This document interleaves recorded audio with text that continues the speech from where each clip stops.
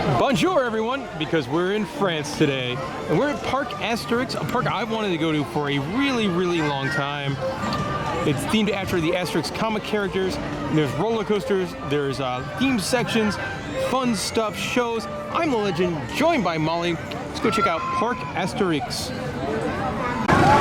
Let's kick off the tour talking about the park's newest roller coaster, and that is Pegasus Express. It's what we like to call on the podcast a modern mine train style roller coaster. So it's got launches, it goes forwards, it goes backwards, it has lift hills, it's got effects. It's a really great ride. It was a perfect addition for Parc Asterix to build. And if you've been on Fire Chaser Express at Dollywood, it's a Gershlau, I think it's a Gershlau ride. It feels very similar to Fire Chaser Express. It also interacts a lot with the Roman Rapidus, which is the Roman Rapids ride here. Now you can see this large temple-like building. As you can see the train rolling in there. I'm also guessing this is where the park ran out of money for the ride. As you can see, the building is just like kind of on stilts. But that features like a full show scene with projection mapping and water effects, and it's wonderful. Overall, it's a great addition. If you have like a kid that's a little timid on roller coasters, this is probably like their first big kid roller coaster. Very similar to like the Big Thunder Mountain Railroads, as you see it now launching out of the building. And it does go pretty fast during that backward segment though. There's a good probably 50-60 foot drop, and you're gonna see him go there as the other train comes in. Now, Roman Rapidus is the park's River Rapids ride. We are not going to have time to do that one, and River Rapids rides are not our personal favorite.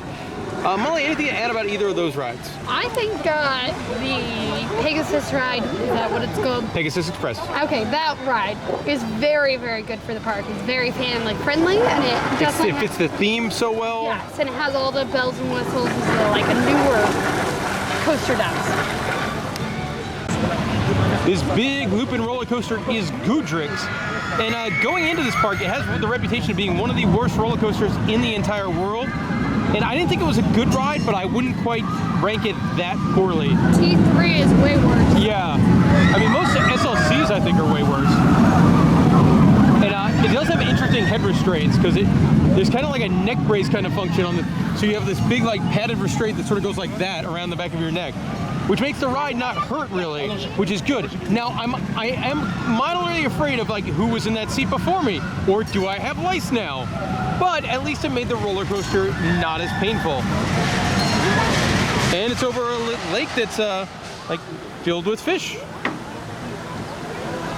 The Sonority Zeus is the park's only wooden roller coaster, and I really liked it. It's a long ride, like a really long wooden roller coaster, and it's kind of weird. Like it's not smooth, but it's not rough. It's somewhere in between, as a wood coaster probably should be. But there's airtime, there's laterals, there's an awesome first drop into a tunnel. I really like this ride. I would say probably at this point my third favorite ride in the park, but a very good wooden roller coaster. It's something I kind of expected to be, you know, a bit on the rough side, and it wowed me. Molly, any thoughts on Sonority Zeus? I liked the length. It was very long. My thigh kind of hit the lap bar, so I was in a little bit more pain than you were, but overall a good coaster. Also, Sonority Zeus has an awesome entrance. You go right underneath the statue of Zeus. Here is La Val de Pierre, which is one of the park's family roller coasters, and it's actually one of the reasons I really wanted to come to this park, like since I was a little kid and I first learned about it. Because like you look at those coaster trains and you're like, man, what is that? Those look really weird. The little winged feet only fits a couple people, and then the restraint system in there is really strange. Like you can sit cuddle seating if you want. It's a fun ride, nothing too expensive, nothing too fascinating. But one thing about this, definitely hit this ride early. It is not on their fast pass system. Obviously, it is not at the best capacity. So definitely, if there's any ride you should rope drop here at Parc Asterix, I would say it might be this one. That's what we did. It's worked out well for us. This fun-looking flat ride here is Discobolix, which is an impaler disco coaster, but it's a little bit different than most because, first of all, beautiful theming, beautiful location. Like most of these, it's just like steel track. Here, it's they built like a whole platform. There's some show elements kind of things with water and fire. And also interesting here, it's one of the most popular rides in all of Parc Asterix. So this ride, most of the day, carries a 45-minute to an hour wait.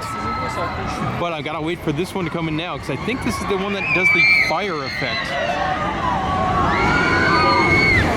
Yeah, fire. It makes everything better. I also really like the big giant statue outside of Bollocks. Fun fact about me, you guys, I don't think I've ever talked about this on the podcast or the YouTube. I was on the discus team back in high school. All right, everyone, greetings from the Egyptian area of Busch Gardens, Tampa Bay, and Montu. No, greetings from Parc Asterix Egyptian section in Osiris. The similarities are very much to one of my favorite roller coasters back in the Sunshine State. But I gotta say, Osiris is awesome, man. It's a really good B&M inverted coaster. A lot longer than I thought it would be. Some cool theming elements, trenches. Big thumbs up to that one. Steep first drop too. Like that might have been the steepest first drop I've seen on a B&M invert. Or maybe it wasn't too tall either, so it felt steeper, but the whole thing was awesome. Tunnels, trenches, loops. Lots of really great stuff on this one. Now, we haven't been on all the rides in the park yet, but I would be very surprised if this one is not my favorite. This is my favorite element here. You go under the water. Then there's one you can't even see, like you go over here, you do a helix, then you're gonna come down, and in the back there's a really great, another inline twist inversion with a really great feet chopper element. This ride, straight up fantastic, quite enjoy it. They've also got some dancing fountains over here in front of the roller coaster that go off sometimes. Gotta love it. And I love like the cartoony nature. Like they're not taking Egypt very seriously, and there's all sorts of like fun stuff. Now here's a better look at my favorite part of the ride. The trench with the waterfalls on the side, a lake below, and then like you go up a waterfall coming out. That's my favorite part of the ride. More fun stuff. See guys, I wasn't lying about the fountains. Now they're kind of doing their thing.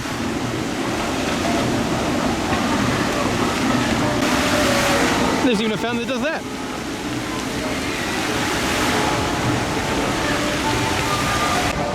Also, Osiris, great sign and entrance area. Absolutely love the entrance here for La Oxygenarium, which is also an odd name for a water ride. Mustache.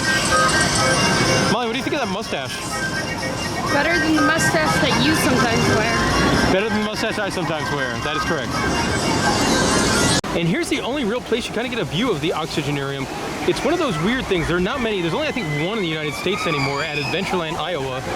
And it's the weird mix between river rapids and water slide. Most of the ride, you're in a giant water slide like that, a big long lift hill.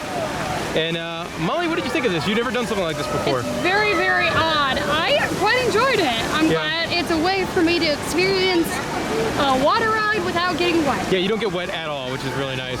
They've also got the interesting like dyed blue water. And you spin a lot. Your raft does spin around quite a bit. I also don't know what an Oxygenarium is or how it relates to a what is more or less a water slide. Like these people, they are spinning a lot. That's a lot of spin. A lot of spin.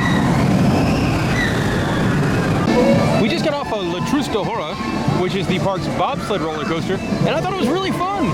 It's a long bobsled roller coaster. There's only one lift hill, but it goes on for a while. It seems to take up a lot of room in the park, and really fun. It's a cuddle seating style bobsled coaster, so similar to like Avalanche at King's Dominion in Virginia. But I thought it was a really good time. You look over here, you're like, oh man, this is probably a good themed ride. This is probably the only theming element on the ride outside of the station is this rock work here. Molly, I guess you kind of had a rough time because you were in the front of the cuddle seating. Yeah, the brake is a little intense. Yeah, it's kind of funny because when you hit the final brakes, the whole train goes, ugh, as the person in front gets slammed into the lap bar. And then it's kind of humorous because you're sitting on the brake run like to go into the station and you see the train behind you go and then you have a good laugh. But pretty fun ride. I quite enjoyed it. So out of everything here at Parc Asterix, this was one of the ones I was most excited for. we're looking at La Aerolaf, which combines two of my favorite things in the entire world, drinking and theme park rides. So essentially, it is a floating bar. You're up there probably 100 feet in the air for 10 minutes, and you get to drink a beer or a cocktail or a wine while you're up there. Now, this is kind of an upcharge attraction, so you have to buy a beer to go up. And it's gonna be like, me and Molly both bought draft beers for around $7. They actually come in really cool souvenir cups that say like La Aerolaf on it, so I'm definitely gonna keep one of those. But I'm pretty excited for this experience. So here's a better look at the ride vehicle itself for the floating bar. Of course, it's Parc Asterix, so it's gotta have a Viking hat on. And there's some of the chairs. Here are the seats. You do have an operator that goes in the middle. And for the beers, you have cup holders. You get cocktails and stuff. And non-alcoholic drinks. Yeah, for kids, yeah, the kids can still go on the ride. And there's that souvenir cups, really sweet. So Parc Asterix has a great selection of shows, and that's something I didn't know coming into the park. My favorite of these shows, and probably my favorite show I saw anywhere in Europe, was this one here. It's right in the middle of the park, sort of in the children's village area, and it's sort of a combination of the SeaWorld pet shows, as well as a stunt show, and then there's some singing as well. The show starts with this guy, who shows up on stage with this giant bunny in a satchel. He then takes this giant bunny and puts it in a hammock, where the bunny then stays for the entire time. This show is all based off of the Gauls versus Roman things that's all over the park, and it's just terrific. There's some stunt show stuff in there, there's some singing and dancing stuff in there, there's tons of animals, so I gave it a big, big thumbs up, and then it ends with this really fun song.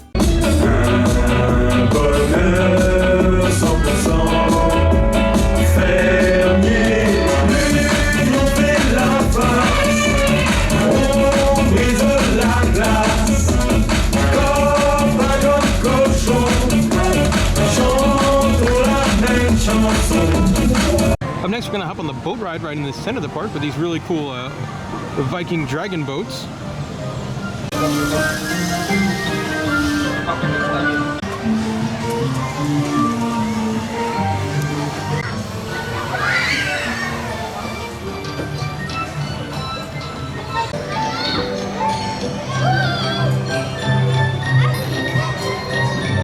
Pour votre sécurité et celle de vos enfants, nous vous rappelons qu'il est strictement interdit de se lever.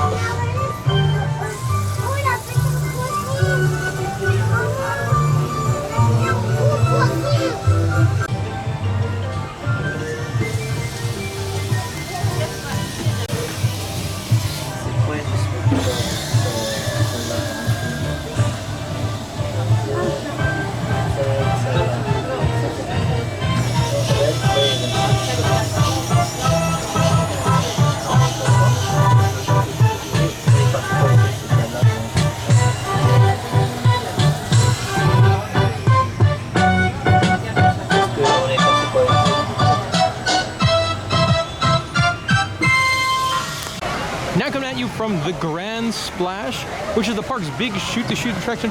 Kind of does a double dip down here, and then it's gonna go Splash.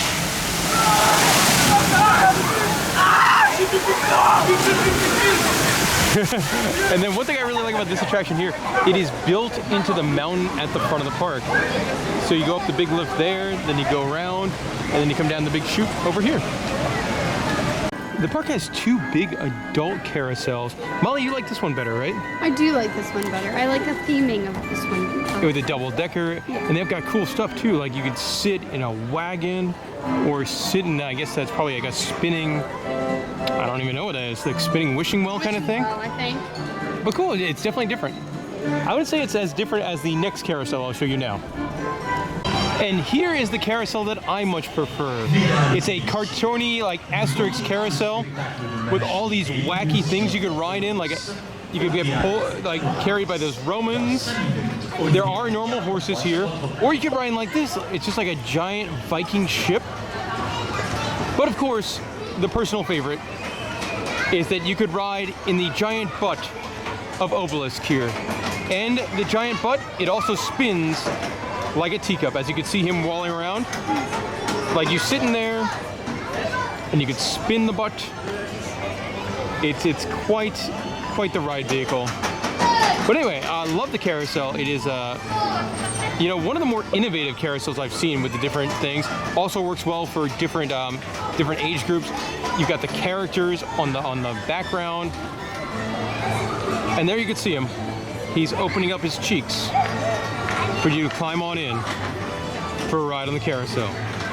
Just climb right in those cheeks. Hail Hydra!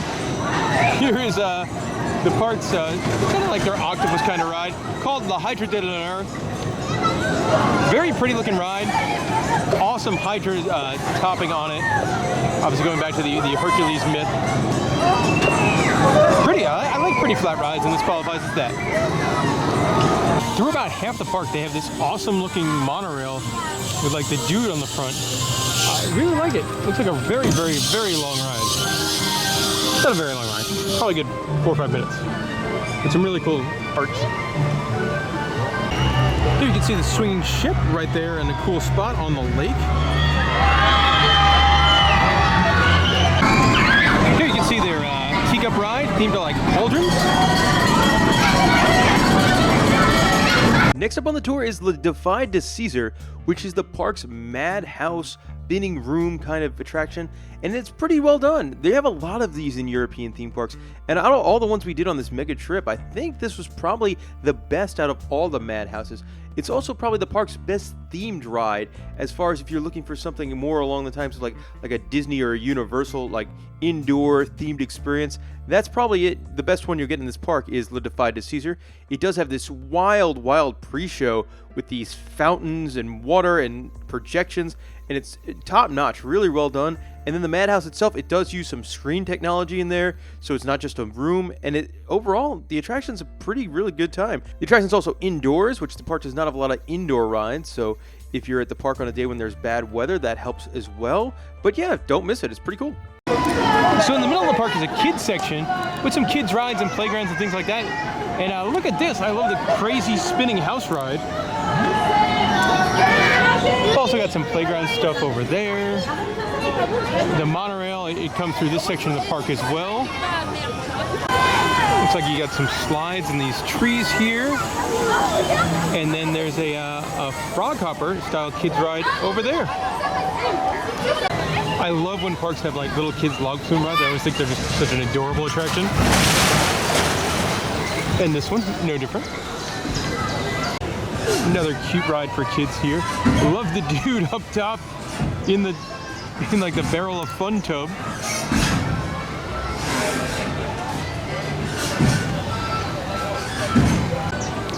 Cute photo op over here with some of the animal creatures on it. And look, there's a very pretty looking kids train ride.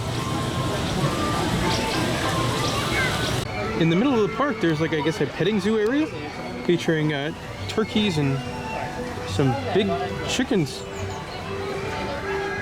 They also have another petting zoo type thing with bunnies. Look at the baby bunny. Oh, I hope I didn't wake him up. Oh, he's very cute. And then there's bigger bunnies down there. And a guinea pig in the corner. Found this interesting too. There's some moving stuff in here. Like shark fins. And moving catfish. Gotta love the design of the kids' bumper car attraction. There's some done up as Romans, some done up as the Gaul Vikings, and other ones just like chariots. And this building is L'Adventure Asterix. I don't know what this is, but I want to go find out. Cool, very cool comic art on the outside. So it looks like it's an adorable little walkthrough experience. Actually, like a really nice museum quality walkthrough experience. As long as also like a history of the comics, I imagine. Yeah. Pretty nice. So this is another really cool exhibit here in the museum. It kind of tells you like what comics all the different rides are based on, and it lights up. That is very neat. Obviously, like, you know, these comics I've never read or heard of outside of the park, but, you know, if you were a fan of them, pretty cool. One final section of the museum. First of all, they have a really nice tribute to the authors of those comics. And then over here, unfortunately, they're out of paper, but it's sort of, you could sit down on a chair and then they're going to teach you how to draw your favorite character from the Asterix comics. Like, that's really smart. Feels very much like back in Disney World, where we have the draw with an animator, whatever they call the thing in Animal Kingdom now. Yeah. All right, guys, so up next is another real winner. This is the show that takes place in that big Roman Colosseum right towards the front of the park. It's called The Romans vs. Gauls, The Match. That's about the English translation, but it is very, very interesting. It is essentially a weird kind of TV game show pitting the two teams against each other in all sorts of odd competitions. Everything from a dance battle between the two to some sort of aerial gymnastics thing, and then there's a whole bunch of races on everything from segways to skateboard type things, the hoverboards. Man, it's a very interesting show. There's actually a really, really cool set in here too, with lots of moving floors and, you know, aerial stunts and things like that. So, very, very well done show, and I enjoyed it quite a bit. It's also, it ends with both the combination of two things I quite enjoy, and that is professional wrestling type moves and dog. There's a dog. It's overall, if you're gonna see a show, this one, the animal show, both are very, very solid. I recommend them quite a bit. And, you know, especially from a guy coming from America looking for something different, weird, and European, this show is 100% that. It's very strange, but a lot of fun. Here we go. Molly drives the antique autos. In a French town? French town.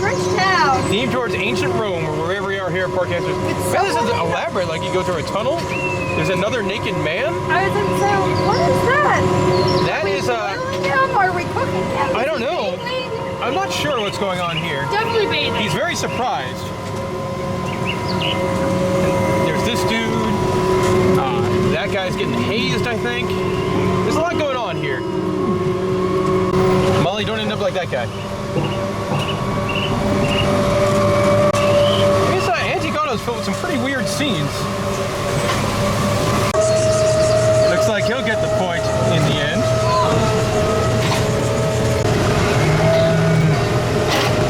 Doggy.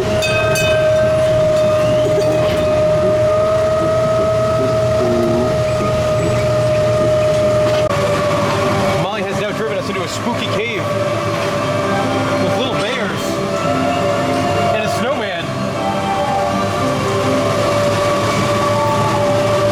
Oh good, she's getting us out of that spooky cave. Molly is now driving us directly into somebody's house. It's filled with chickens and a cow. Oh, and she woke them up, that's very mean. But it looks like we made it back safely to the garage. What is going on in the lake? That man's being fished out? He drove the car in. Oh, there's a lot to take in with this antique auto shred. Here's the park's family kiddie coaster, the SOS Numeros. It's another one of those with like the super duper long trains.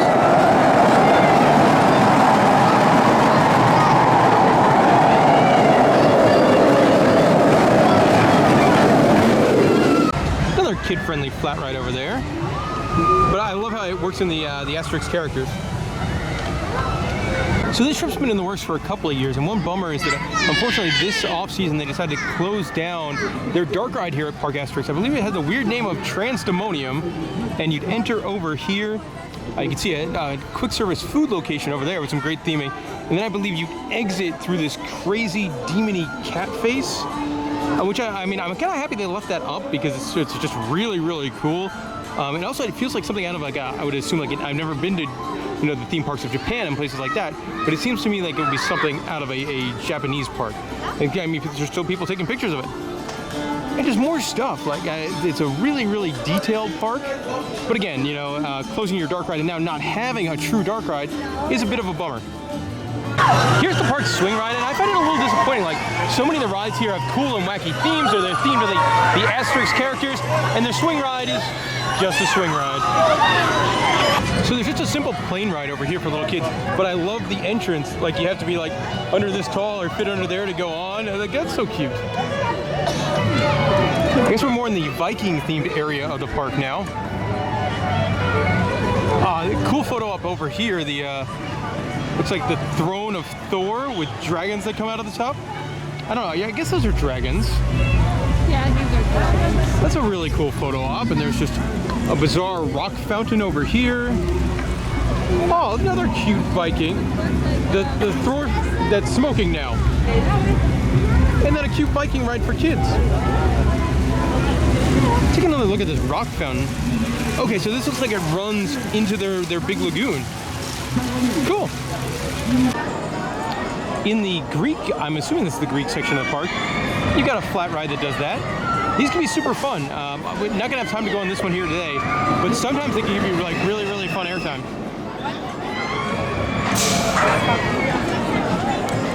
We're now on the Riviera Delis, which is like one of these cute little spinning boat rides for the family. There's Molly. Anna. I love these rides. I think they're so adorable. Some interesting theming stuff. You've got Goat Boy. And then Naked Arrow Kid. Complete with Leaf.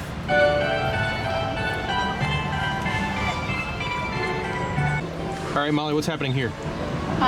Topless mermaid reading a book while getting spied on by a centaur. Gotcha. So I believe what is happening here, the naked archer is trying to kill the goat boy. And there's Butt. Looks like we're going to end our adventure here on the adorable little boats with baby Pegasus. Be curious what the adorable little boats look like. There's one floating by. They are adorable.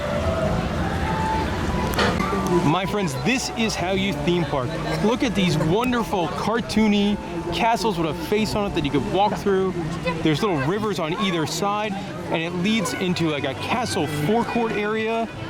I mean, it is, really awesome theming here. Totally loving this. You go over a little bridge into just a whimsical, medieval castle-y forecourt, complete with a really cool clock. It looks like there's an indoor section. Let's go check that out now. Here's what's inside this indoor section. Another like really good theming. Looks like there's a snack bar. This one's done up more medieval-like. And then Cafe Au Dawn, which I think is like a kind of like a Starbucks-esque location. But I love the seats. And the theme, like look at the seats over there. It's cool. And knights and stuff. It's quite the building to go into, filled with adorable elephants and rhinoceroses. Once you get past the adorable entrance with the elephants and the rhinoceroses, it's just an indoor section with, I think there's 2 gift shops in here. It doesn't look like there's much else, but the theming level is really good. I guess they probably used to have some sort of stage show over here. But theming level in here is really nice. So on the, what I thought used to have a stage show, looks like there's some sort of weird, like, animatronic show. The flags have gone up and down. There's now a Ferris wheel. The flags are coming back. Interesting. All right, guys, so I don't know my Parc Asterix history, but in the Rhino Hippopotamus building, like back that way, there's a queue for something that I guess doesn't exist anymore. I don't know if it's a haunt thing. I don't even know if they do a haunt, or just an old ride that doesn't run anymore. Let me know. So there's more stuff happens here in the indoor area by the hippopotamuses, or the rhinoceros and elephants. Looks like there's a whole bunch of scrims on this building that hide like animatronic show scene kind of things.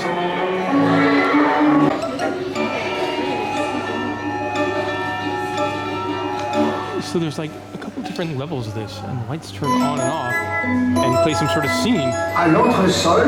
It's weird. Very strange. Can't say I've ever seen anything quite like this in this manner. Parc Asterix has a big dolphin show here in their dolphin arena. We are not going to see this today. We just don't have time while we're at the park. Want to see a couple other shows instead. But if you do want to see dolphins do flips and tricks, there's a thing for you. So the park has one of these, just like Efteling does, where you put your trash in the mouth. Here you can see Manor Express, the park's log flume. It's got weird boats. And I'd love to tell you how it is, but we're not doing water rides today. It's no water ride day for us, but it looks fun. We also have to get back on a bus to Paris, so like I can't be dealing with that splash and an hour-long butt ride. Another show we're not going to get to experience today, because we only have one day at this park, is in here in the theater Panoramics. It's Kronos. It's a magic and illusion show, which normally I really like. Plus it looks air conditioning in there, so that would probably be cool. But, you know, you can't see it all. But a beautiful looking theater. We're having a quick bite to eat here at La Guinguette. Mostly looks like cold sandwiches. Pretty big menu though. They do have some pastries and stuff as well. Got some rather basic looking food, just a ham and cheese sandwich and a chocolate eclair. This is a wonderful advertisement collaboration for those Magnum ice cream bars that you see everywhere all over Europe.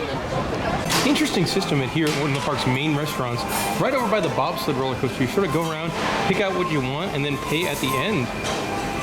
Really nice looking meats and cheeses, desserts, more cheeses. So really interesting system. You can grab like your desserts or appetizers over there along with your drink. Then you pay and order your entree here. Go over to whichever line you want and then get your entree. And then they have an area with just like vegetables and potatoes and stuff. And you can load up with any sides you want. So I got the steak, some veggies, a beer, 14 euros or so. Not bad. Looks good too. Like they made the steak made to order and they ask you like what temperature you want it. This impressive looking facade here is for a buffet restaurant. If you want to come to a buffet during your time at Parc Asterix, it's in here. And it's 21 euros per adult. Also right next to this, if I know my history of this park correctly, this was the entrance to their old stunt show. As you can see, there's still stunt show signs, but this no longer operates. Heard it was good. Never gonna see it, unless it comes back, and I come back. So now it kind of feels like we're in Cloudy with a Chance of Meatballs with the giant food. This is Restaurant du Lac, which I believe is their full service dining establishment. So if you wanted to have a full meal with a waiter came over and wait on you, right next to, you know, a giant eggplant and pineapple, you do it over here. I don't have time to do it on this trip, but I would like to because it looks pretty wacky. All right, guys, I've heard you. I've heard the one or two weirdos out there that in a loop, you've got about 2,000 different theme park videos, but where's that sweet, sweet upskirt action? Well, here in Paris, you're finally getting it. There you go. And that will do it for our tour and review of Parc Asterix. Overall, I really enjoyed it. You know, they had a great diverse collection of rides and roller coasters, especially the roller coasters, like all different types, all different sizes. So that was a big plus.